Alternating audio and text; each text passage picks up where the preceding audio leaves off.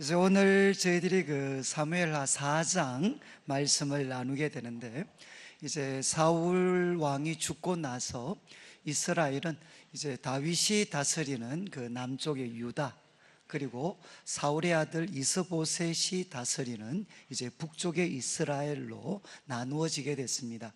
그리고 이제 시간이 지나면서 그 다윗의 집은 점점 강성해지고, 또 사울의 집은 점점 이제 약해져 갔습니다.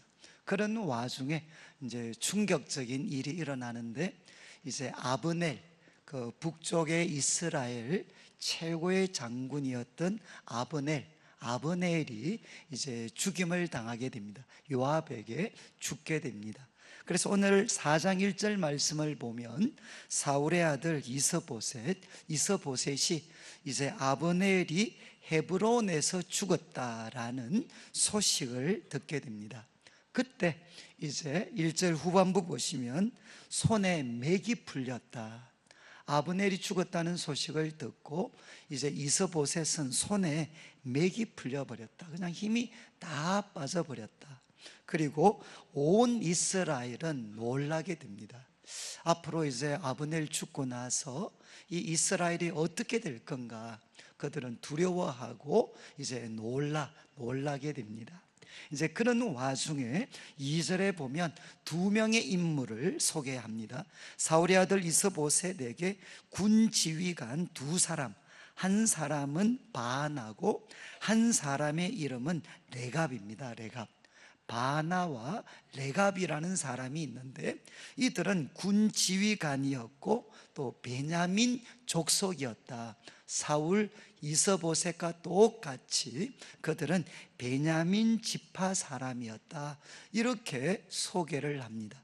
그런데 그 사람들이 이제 5절을 보시면, 5절 브에롯 사람 림몬의 아들 레갑과 바나, 이 레갑과 바나가 어떤 행동을 하는가 하면 길을 떠납니다. 이제 이스보셋을 암살하기로 이제 결심을 하고 또 계획을 세우고 길을 떠납니다. 길을 떠나서 볕이 쬐을 때쯤에 이스보셋의 집에 도착을 합니다. 여기 볕이 쬐을 때라는 것은 가장 빛이 이제 뜨거울 때입니다. 뜨거울 때. 그러니까 이제 정오쯤 되었겠죠. 정오쯤 되었을 때 이스보셋의 집에 도착을 했습니다. 왜 이 시간에 도착을 했겠습니까?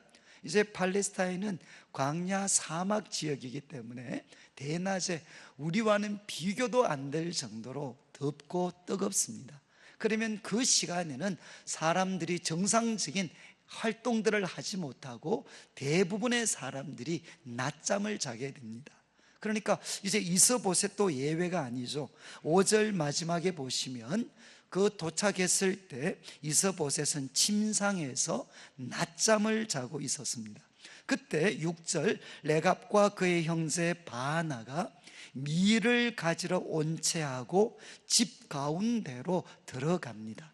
그러니까 이제 아무리 군 지휘관이라도 영문 없이 왕이 있는 곳에 들어갈 수가 없습니다. 그래서 그들은 마치 전쟁에 필요한 그런 하나의 그 물자들이죠. 밀을 가지러 온 것처럼 사람들에게 이야기해서 그 집에 이제 거짓말로 들어가게 됩니다. 들어가서 6절 마지막, 그 이스보셋의 배를 찌르고, 자고 있는 이스보셋의 배를 찌르고 도망을 합니다. 그리고 7절에서 한 번 더 설명을 합니다. 그들이 집에 들어가니 이스보셋이 침실에서 침상 위에 누워 있었습니다. 그런데 그런 이스보셋을 이제 두 사람이 쳐 죽이고 목을 베어서 그의 머리를 가지고 밤새도록 아라바 길로 가 8절 헤브론에 도착을 해서 다윗 왕에게 이스보셋의 머리를 드리게 됩니다. 그래서 이스보셋을 죽이고 그의 머리를 가지고 밤새도록 달립니다. 마나임에서 헤브론까지 거리가 어느 정도인가 하면 약 95km 정도 됩니다.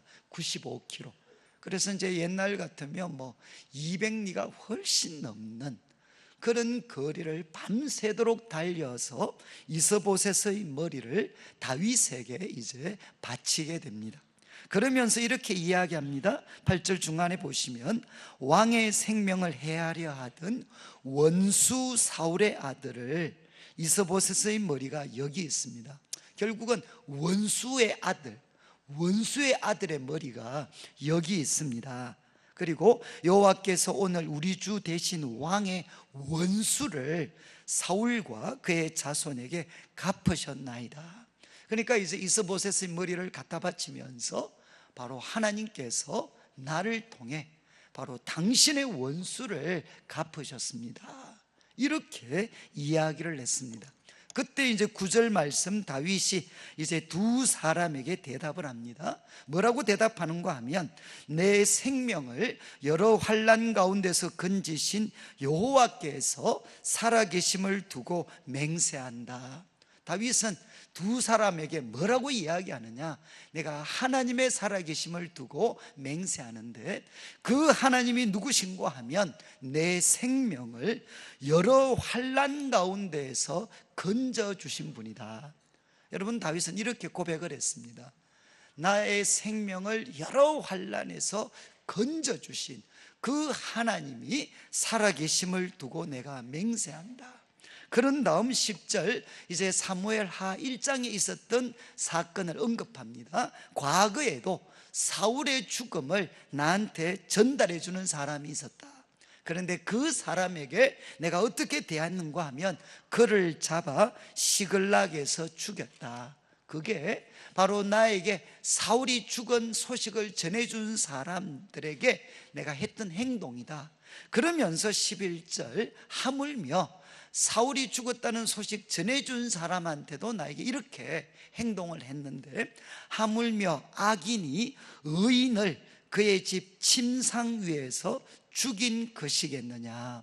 여러분, 여기 아주 재밌는 대조가 있습니다. 지금 레갑과 바하나는 다윗에게 이야기했습니다. 여기 원수의 머리가 여기 있습니다. 원수, 내가 원수를 갚아드렸습니다 라고 이야기했는데 다윗은 뭐라고 이야기했느냐? 악인이 의인을 그의 집 침상에서 죽인 것이다. 네가 있는 행동은 나의 원수를 갚아준 게 아니고 악인이 의인을 죽인 것이다. 이렇게 다윗이 말을 했습니다. 그런 다음 내가 이 죄에 대해서 갚겠다라고 해서 12절에 청년들에게 명령함에 그들을 죽이게 됩니다. 그래서 레갑과 바하나는 다윗이 죽이고 12절 마지막에 보시면 대신 이스보셋의 머리를 가져다가 헤브론에서 아브넬의 무덤에 매장을 하게 됩니다. 매장. 이제 다윗은 이스보셋의 머리지만 그것을 아브넬의 그 무덤에다가 이제 정성껏 매장을 해 주게 됩니다. 이것이 오늘 이제 4장의 말씀 내용입니다. 저는 이제 이 말씀을 이렇게 보면서 여러분, 여기에 이제 첫 번째는 이스보셋이 등장을 합니다. 그리고 두 번째는 레갑과 바나라는 사람이 등장을 합니다. 그리고 마지막으로 다윗이 등장을 합니다. 그래서 우리가 조금 떼어서 좀 설명을 드리려고 하는데, 여러분, 이제 이스보셋이 암살을 당해서 죽었습니다. 제가 한 가지 질문, 왜 죽었죠? 이스보셋이 왜 죽었습니까? 왜? 이유가 뭐죠? 이유가? 물론 뭐 암살 당했으니까 뭐 특별한 이유가 있겠습니까? 그런데 우리가 이제 사무엘하를 시작하면서 이제 사무엘하 2장부터 3장, 4장에 계속해서 이스보셋이 등장을 했습니다. 저도 이제 이스보셋이 암살당하는 이스보셋, 제가 한 주 동안 좀 이렇게 쭉 묵상을 하면서 제 마음에 첫 번째 들었던 생각이 뭔가 하면, 이거는 좀 약간 과한 요구입니다. 과한 요구. 그건 제가 참 이스보셋을 보면서 야, 그냥 한 번쯤은 기도하지, 이런 생각이 많이 들었어요. 여러분, 이제 아버지가 사울이고 그도 이스라엘의 왕이잖아요. 그런데 그가 참 이렇게 여러 가지 일을 겪었습니다. 아브넬이 마치 자기가 왕인 것처럼 그렇게 독선적으로 막 행동하고, 얼마나 그때 이스보셋이 속이 상했겠습니까? 그리고 또 참 이스보셋 이제 아브넬과 관계가 틀어져서 참 아브넬이 다윗과 막 협상을 하고 헤브론에 막 가고 그때 얼마나 속이 상했겠습니까? 그런데 그 아브넬이 죽었다. 참 이 이스라엘의 하나의 기둥 같은 인물 아브넬이 또 비명에 죽게 됩니다. 참 그런 소식 들었을 때 이스보셋이 얼마나 충격을 받았겠습니까? 그러면 그런 큰 일들을 겪었으면 한 번 정도는 기도할 수도 있을 것 같은데 끝까지 기도를 안 합니다. 어쩌면 이게 뭐 첫 번째 요인이 될 수 있겠죠. 그러나 성경이 이야기하는 가장 결정적인 요인은 뭡니까? 결국 아브넬과 그가 관계가 틀어졌기 때문입니다. 그렇지 않나요? 지금 아브넬과 관계가 틀어져 버렸기 때문에 아브넬은 다윗 쪽으로 돌아서게 되고, 그래서 통일을 협상하기 위해서 헤브론에 갔다가 요압에게 죽임을 당합니다. 그러니까 이제 아브넬이 딱 죽었다라는 소식을 듣게 됐을 때 백성들은 다 압니다. 판세가 어디로 기울어졌죠? 판세는 다윗으로 기울어졌습니다. 다윗 쪽으로 기울어졌습니다. 그러면 이 판세를 사람들은 귀신같이 알아요. 그러니까 이제 누가 나타나죠? 레갑과 바나 같은 기회주의자들이 등장을 하게 됩니다. 그리고 그들은 기회를 타서 이제 다윗에게 소위 상을 얻기 위해서 그들은 이스보셋을 죽이게 됩니다. 그러니까 결국 이스보셋이 죽은 것은 3장에 기록된 것처럼 아브넬과 관계가 틀어진 것, 아브넬과 관계가 틀어져 버린 것이 결정적인 하나의 이유가 되게 됩니다. 그래서 저는 참 이 말씀을 이렇게 묵상하면서 이스보셋이 이 참 아브넬이 그런 월권의 행동을 하더라도 참 그를 좀 잘 품었더라면 참 이스보셋은 조금 달라졌지 않을까, 이렇게 비극적인 최후를 당하지는 않을 수 있지 않았을까라는 생각을 제가 많이 했습니다. 여러분, 정말 이 이스보셋 입장에서 아브넬이 얼마나 필요한 사람인가 하는 것은 언제 뼈저리게 느꼈을까요? 그가 죽게 되었을 때. 그가 죽고 나니까 이스보셋은 손에 힘이 다 빠져버렸다, 손에 맥이 다 풀려버렸다라고 이야기할 만큼 이스보셋이 아브넬이 죽고 나니까 그가 얼마나 꼭 필요한 사람이었는가 하는 것을 이스보셋은 느낄 수가 있었습니다. 제가 오늘 이 부분을 좀 말씀을 드리는 것은 성도님들, 우리도 때로는 이제 참 이 아브넬처럼, 때로는 요압처럼 꼭 필요하지만 다루기가 너무 힘든 사람들이 있습니다. 정말 우리들의 속을 하루에도 몇 번씩 뒤집어 놓는 그런 사람들이 있습니다.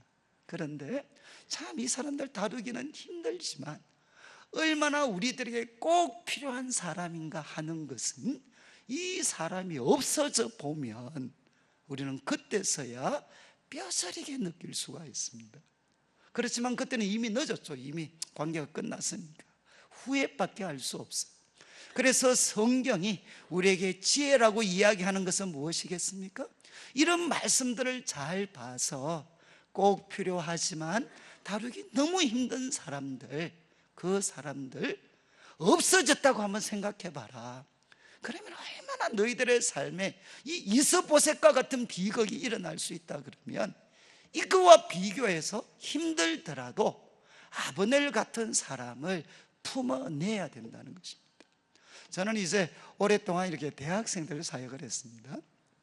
저는 이제 25살 때 이제 내수동교회 대학부를 이렇게 맡아서 섬기게 됐는데, 그때는 어리기도 했고, 그리고 이제 대학부 사역은 우리 어른들 사역과는 완전히 다릅니다. 왜냐하면 생활을 같이 합니다. 생활을. 우리 어르신들은 만나도 가끔 한 번씩 이렇게 연락드리고 또 이렇게 좀 점잖게 만나지만 청년들은 그렇지 않아요. 그냥 생활 자체를 공유합니다. 그러다 보니까 좀 이렇게 저한테도 이 아브넬 같은 사람들이 있었습니다. 꼭 필요한데, 정말 신앙은 좋은 것 같은데 말 한마디 한마디 하면 속을, 전도사인 저의 속을 뒤집어 놓는 정말 그런 어떤 애들이 있어요. 그런 애들이 어떻게 말을, 신앙이 좋다고 하면서도 어떻게 속 뒤집어 놓는 말만 잘하는 그런 은사가 있는 애들이 있습니다. 그래서 제가 이제 도저히 안 돼가지고 이제는 더 이상 얼굴 안 본다, 안 보면 그만이잖아요 뭐. 제가 전 그래서 이제 제가 딱 결심을 하고 그냥 안 보고 아무 말도 안 하기로 했어요. 그런데 이제 한 6개월 정도를 그렇게 보냈습니다. 그런데 우리 성도님들, 이제 우리 예수 믿는 사람들 아침마다 경건의 시간을 하잖아요. 경건의 시간. 저도 이제 아침에 일어나서 경건의 시간을 하는데, 이제 하나님께서 계속 바가지를 끌고 오셔요. 그냥 이렇게 있을 거냐, 웬만하면 화해해라, 화해. 그런데 저는 하나님, 저는 못합니다. 그런데 계속 화해해라. 제가 6개월을 버텼어요. 6개월. 그런데 이제 한 6개월 정도 지나면서 제가 매일 이렇게 성경을 읽다 보니까 하나 무엇이 깨달아졌는가 하면, 여러분, 저는 내일 일을 알지 못합니다. 그런데 하나님은 내일 일을 알고 계셔요. 저는 말씀 읽으면서 그냥 이것이 제 마음에 깨달아졌어요. 나는 내일 일도 모르는데 하나님은 우리 미래를 참 알고 계시는구나. 그런데 그 하나님께서, 그 저의 미래를 알고 계시는 하나님께서 참 이것을 화해하라고 요구하실 때는, 이거는 도덕적이고 윤리적인 걸 떠나서 이게 나한테 좋은 거니까 하나님께서 이거 요구하시는 거구나. 갑자기 이렇게 설득이 되기 시작을 했어요. 이 요구는 힘이 들지만 나한테 참 좋은 거겠구나. 그래서 제가 이제 6개월 만에 하나님, 제가 그러면 화해하겠습니다.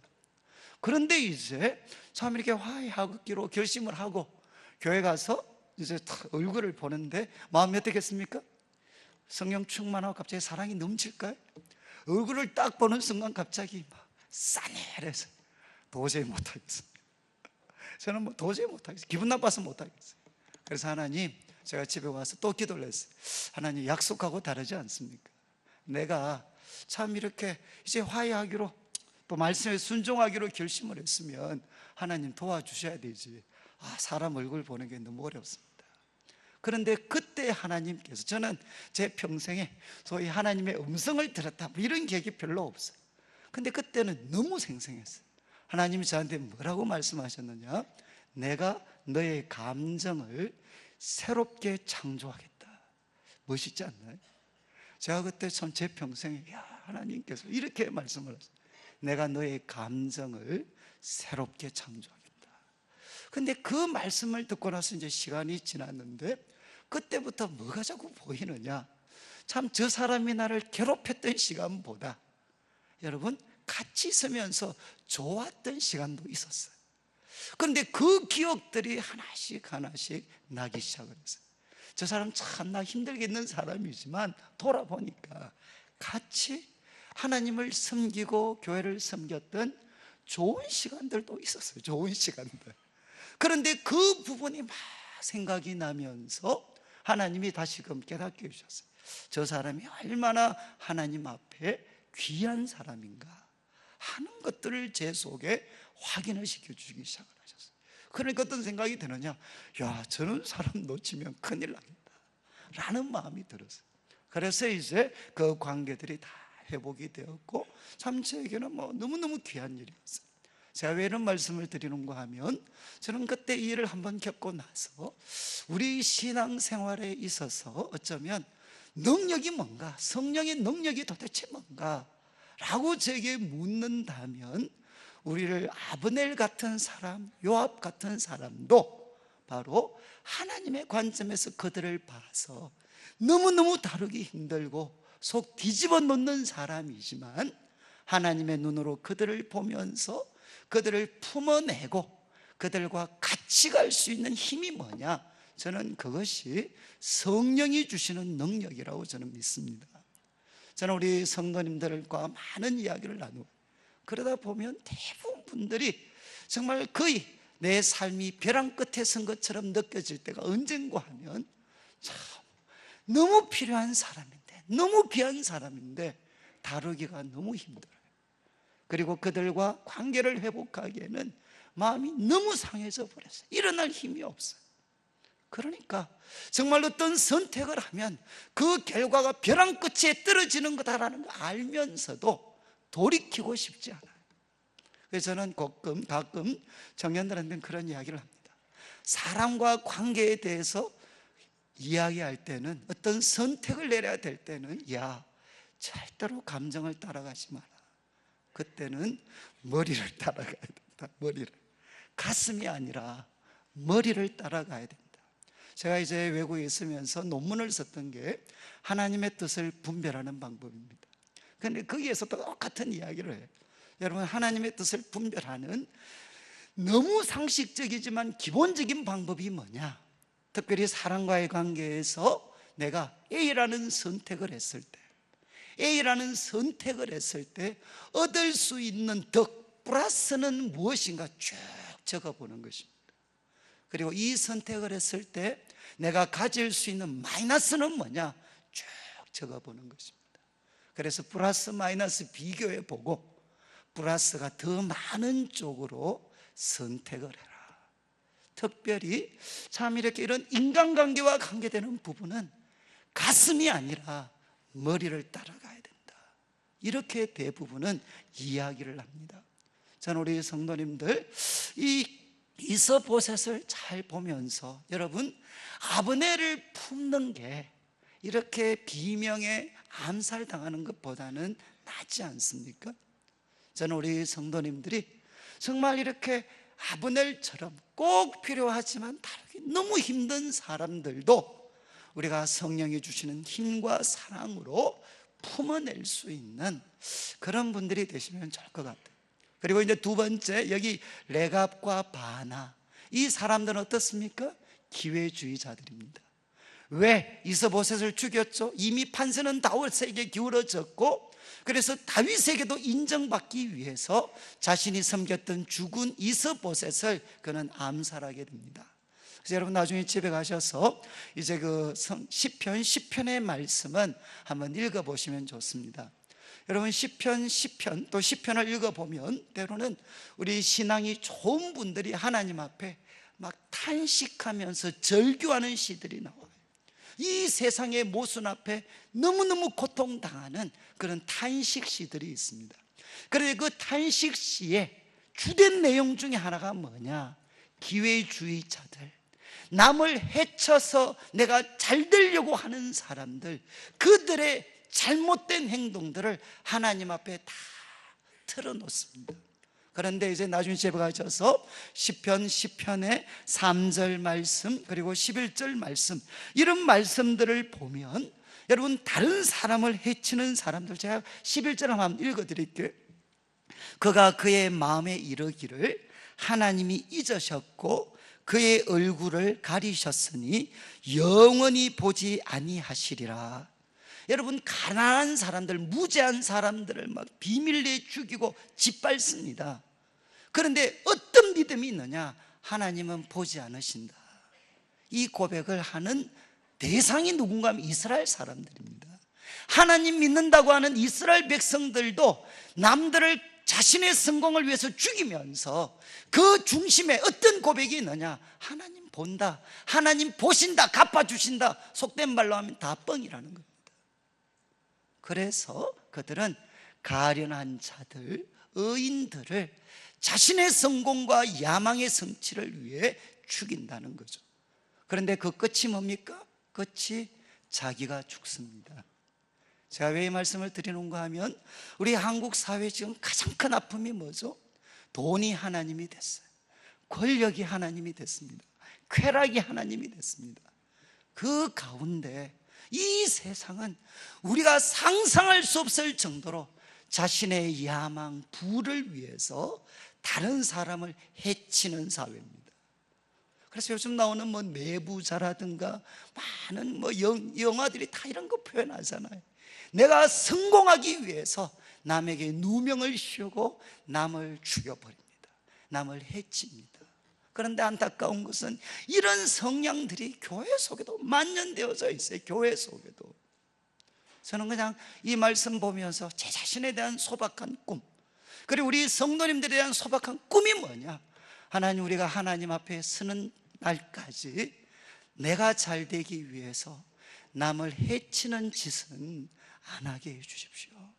남 해쳐서 나 잘 되는 그 길만큼은 걸어가지 않도록 도와주십시오. 저는 이제 마지막, 여러분 여기 나오는 다윗입니다. 다윗. 저는 참 이 다윗이 여러분 멋있잖아요. 참 원수를 갚았습니다라고 이야기하는데 다윗은 뭐라고 고백하죠? 악인이 의인을 침상에서 죽인 거다, 이렇게 이야기해요. 근데 가장 멋있는 다윗의 고백이 나의 생명을 나의 여러 환난에서 건져내신 하나님, 그분의 살아계심을 두고 맹세한다. 이게 무슨 뜻이죠? 나의 나된 것은 하나님의 은혜지 너희 같은 사람들이 만들어준 거 아니라는 겁니다. 여러분, 이게 분명하셔야 돼요. 여러분, 우리가 올바른 판단을 하려면 나의 나된 것은 하나님이 하신 거다 라는 고백이 있어야만 어떻게 되느냐?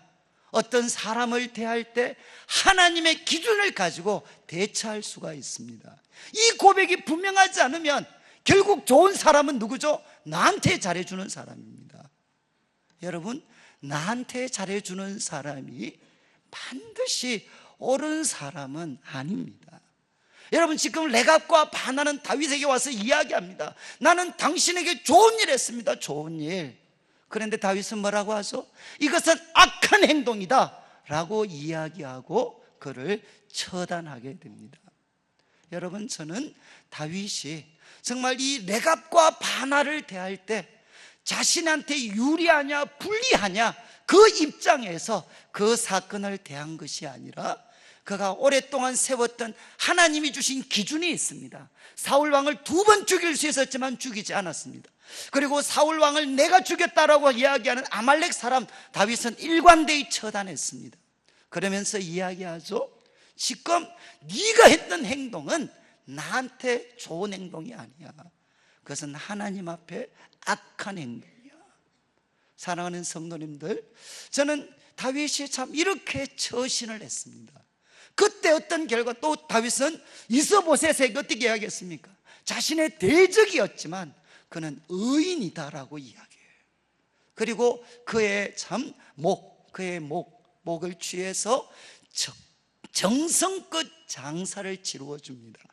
그때 어떤 일이 났습니까? 5장 1절부터 이제 우리가 다음 주 살피겠지만 이 행동 다음에 온 이스라엘이 다윗에게 찾아와서 당신이 바로 하나님이 세우신 왕입니다. 그리고 그를 통일 이스라엘의 왕으로 세우게 됩니다. 저는 참 다윗의 삶을 보면서, 여러분, 다윗은 통일 이스라엘의 왕이 되는 것, 이것을 자신의 머리와 자신의 능력으로 쟁취한 것이 아닙니다. 자신의 힘으로 쟁취한 것이 아니라 다윗은 하나님의 선물로 그것을 받습니다. 여러분, 이건 너무너무 중요해요. 왜 우리가 살고 있는 세상에 레갑과 바나 같은 사람이 있습니까? 왜 아브넬과 요압 같은 사람이 있습니까? 왜 이스보셋과 같은 사람이 있습니까? 소위 성공과 행복을 내 힘으로 취하려고 하다가 보니까 우리는 무리수를 두게 되는 겁니다. 그런데 다윗은 끝까지 어떻게 하죠?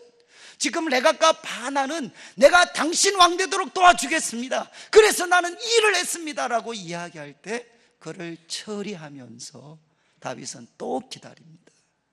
그리고 다윗은 동이스라엘의 왕이 되는 그것을 자기가 노력해서 얻은 것으로 취하는 게 아니라 하나님께 순종해서 하나님께 선물로 그는 받게 됩니다. 여러분, 오늘날 우리 한국교회 성도들이 왜 이렇게 세상 속에서 힘을 쓰지 못하느냐? 아브넬과 똑같이 살아가니까, 요압과 똑같이 살아가니까, 레갑과 바나하고 똑같이 살아가니까, 이스보셋처럼 똑같이 살아가니까 우리는 소위 왕의 자리를 차지할 수도 있고 소위 사람들처럼 성공했다고 이야기하지만 어느 누구도 우리를 인정해 주지 않습니다. 사랑하는 성도님들, 저는 우리 성도들이 어떤 삶을 살아야 할 것인가, 여러분, 우리가 매일매일의 삶 속에서 왜 경건의 시간을 하겠습니까? 매일매일 경건의 시간을 통해서 여러분, 저는 참 좀 사셔야 돼. 제가 참 우리 성도님들을 보면 커피 한 잔 마시는 거는 조금도 아까워하시지 않는데 생명을 준다라고 이야기하는 이 뭐 경건의 시간 관련되는 책들은 제가 봐도 한 사에 한 사.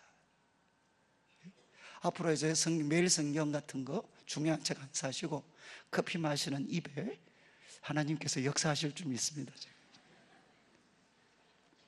제가 왜 말씀드리느냐, 여러분, 왜 우리가 하나님의 말씀 가까이 해야 될까요?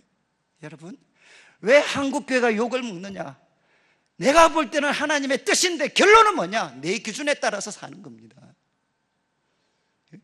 내가 하고 싶은 것이 마치 하나님의 기준인 것처럼 살아가니까, 하나님의 뜻과 기준에 무지하니까 우리는 어떻게 되느냐? 사람들에게 욕 얻어먹으면서 살아요. 저는 이제 우리 성도님들, 저는 참 말씀 보시면서 다윗이 참 귀한 거는 바로 이거죠. 하나님 가까이 있기 때문에 그는 순간순간마다 하나님의 기준을 가지고 그는 처신을 했습니다. 그때 그는 통일 이스라엘의 왕이라는 것을 선물로 하나님께 받게 됩니다. 오늘 말씀 마무리하면서 저는 우리 성도님들이 참 이렇게 우리를 힘들게 하는 아브넬 같은 사람들 참 많습니다. 여러분, 감정적으로 그들과 같이 있는 게 너무 힘들어요. 그러나 성령의 능력, 그리고 또 하나님과 깊은 교제, 그래서 예수 그리스도의 마음을 우리가 품어서 그들을 품어내는 것이 많은 경우에 우리들의 삶을 아름답게 만들 수 있습니다. 그리고 여러분, 한 사람도 레갑과 바나처럼 남을 해쳐서 내가 잘 되려고 하는 행동 안 하셔야 됩니다.